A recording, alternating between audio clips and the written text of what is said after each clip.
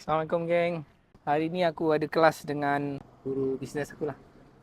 Tapi nasihat dia sangat-sangat memberi kesan kepada hati. Uh, Apa pesanan guru aku? Kita semua ada masalah. Dan yang paling terkesan sekali, kita ada masalah dengan kewangan kita. Betul tak?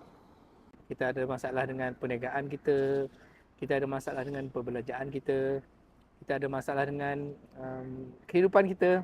Dan guru aku bagi tahu, pertama sekali apabila kita ada masalah, kita kena kembali kepada Allah. Okey? Kita kena takut kepada Allah. Bertakwa kepada Allah. Dalam Al-Quran Allah kata apa tu?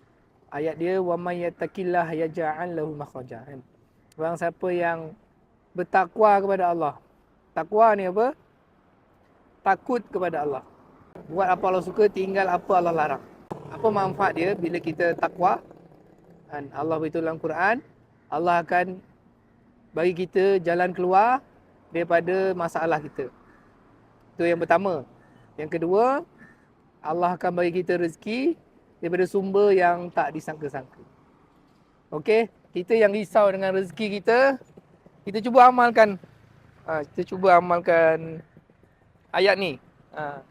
Kita kembali kepada Allah. Kita bertakwa kepada Allah. Kita hampirkan diri kita dengan Allah. Kita jaga amalan kita. Kita cek balik sembahyang kita. Sejauh mana kita punya hubungan dengan Allah. Jadi bila kita baiki hubungan kita dengan Allah, takwa kita kepada Allah, maka Allah akan bagi dua perkara. Jalan keluar daripada masalah dan rezeki yang tak disangka-sangka. Okey? Lebih kurang macam itulah apa yang guru aku bagi tahu. Aku nak kita share perkara ni dan semoga benda ni bermanfaat untuk kita semua. Okey geng? Mah di tangan, di hati jangan. Assalamualaikum.